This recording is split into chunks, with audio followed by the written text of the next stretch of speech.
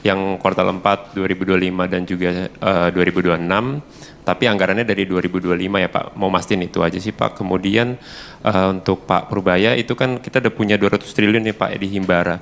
Nah, penempatan dana pemerintah di Himbara itu kan dapat depositonya bunganya sekitar 4%. Tapi nanti di koperasinya yang mendapat bunga itu bunga harapannya rendah. Jadi Pak mau tahu Pak, apakah ada selisih Pak biaya bunga Pak, biaya yang dikasih ke koperasi, dan kalau ada itu ditanggung sama siapa Pak? Apakah sama Himbara atau pemerintah gitu Pak? Memastikan tidak ada mismatch gitu Pak untuk biaya bunganya. Terima kasih.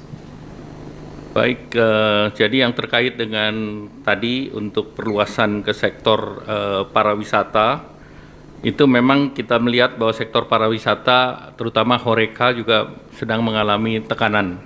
Oleh karena itu yang kemarin kita sudah berikan ke padat karya, kita perluas ke pariwisata dan diharapkan 482.000 orang bisa memanfaatkan, dan benefitnya mereka bisa memanfaatkan angka 60.000 sampai 400.000 tambahan ke orang per orang, sehingga kita berharap bahwa ini daya beli bisa terjaga juga.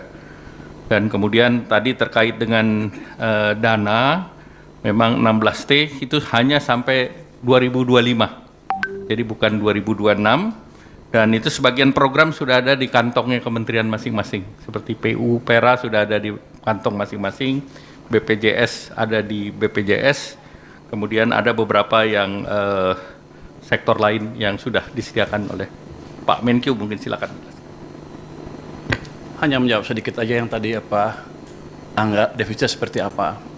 Yang paling besar tadi kan yang 2 kali 10 kilogram itu sekitar 7 triliun. Sudah ada uangnya kami sediakan, bukan berarti defisitnya melebar, tapi saya bisa perkirakan tuh setiap tahun tuh penyerapannya berapa sih anggaran kita. Tahun lalu kan ada sisa juga, saya bisa hitung sisanya berapa. Jadi daripada sisa tinggal 3 bulan lagi mungkin nggak kepake, saya pakai ke sana. Jadi ini hanya optimalisasi penyerapan anggaran supaya berdampak bagi perekonomian tanpa merubah defisit terlalu signifikan. Nanti kalau ekonominya tumbuh lebih bagus kan, kalau kita asumsikan rasio tax ratio-nya konstan, kalau PDB-nya tumbuh lebih cepat kan tax-nya lebih cepat juga. Jadi mungkin dampaknya ke defisit cenderung netral to positif. Tadi kalau apa tadi? Oh, yang bunga ya? Enggak, bunganya itu pada dasarnya ya, ini kan 200 triliun sudah masuk ke sistem. Uang itu bisa dipakai untuk koperasi merah putih kalau sudah siap, dan kami ada instruksi ke perbankan kalau mereka pakai untuk koperasi merah putih, otomatis bunga yang kami charge ke mereka lebih rendah, jadi ke 2% dari sebelumnya sekitar 4% ya. Jadi otomatis seperti itu. Jadi nggak ada lagi cost tambahan bagi Himbara ya. Jadi harusnya sih akan berjalan mulus. Cuma nanti kita gebrak-gebrak biar lebih cepat aja. Baik, masih ada? 2 lagi ya, silakan Mas. Untuk Pak Purbaya mungkin Pak, saya Herdi dari Detikom Pak. Mungkin pertanyaannya mengenai yang program gelontoran dana 200T ke perbankan Pak. Mungkin itu sejauh ini progresnya seperti apa Pak? Apakah semua sudah masuk ke 5 bank itu? Terus mungkin setelah ini gitu Pak, apakah itu kan cuma 6 bulan ya Pak ya penempatannya? Apakah nanti bisa diperpanjang atau mungkin diperluas selain 5 bank itu Pak? Iya, artinya 200T apakah bakal tambah juga gitu Pak? Mungkin pertanyaan saya itu aja Pak. Terima kasih banyak. Ada lagi? Cukup, silakan Pak Purbaya. Jadi 200T hari Jumat sudah masuk ke perbankan. Uangnya udah nongkrong di sana. Sekarang saya duga para dirut bank pusing. Mau nyalurin kemana? Tapi saya pikir dengan cara itu, paling enggak kalau mereka belum bisa nyalurin karena mereka punya uang lebih, dia nggak akan perang bunga lagi, bunga akan cenderung turun, itu akan berdampak ke ekonomi dengan itu sendiri ya. Bisa bunga pinjaman turun, bisa juga bunga deposit turun, yang jelas cost of money turun, jadi yang punya uang nggak ragu untuk belanjain, yang mau pinjam ke bank nggak ragu untuk pinjam. Untuk alokasinya sebetulnya niat saya adalah suka-suka banknya.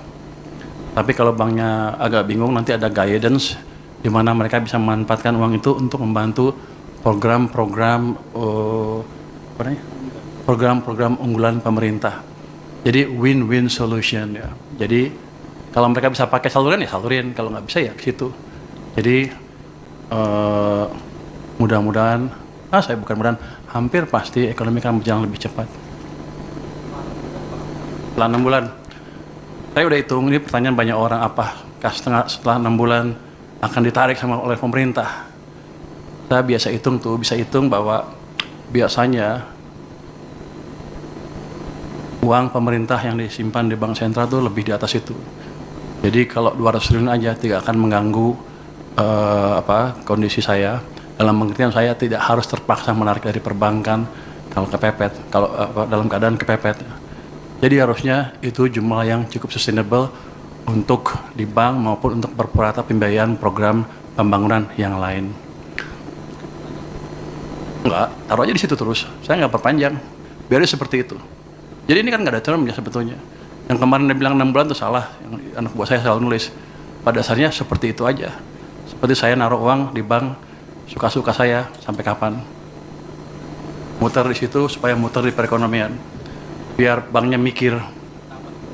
Tambah nanti kita lihat kondisinya. Sekarang aja udah pusing lu minta tambah. Lu ngomong ke dirut bank deh. Dia udah pusing, aduh dikasih duit banyak nih, aduh. Tahu nggak Anda? Pada waktu saya mau nyalurin 200 triliun, banknya bilang apa? Saya hanya sanggup menyerap 7 triliun. Saya bilang enak aja. Kasih ke sana semua, biar mereka mikir. Jadi bukan saya lagi yang mikir, mereka yang mikir. Baik, terima kasih Pak Menteri Keuangan, terima kasih Bapak, Ibu, teman-teman media.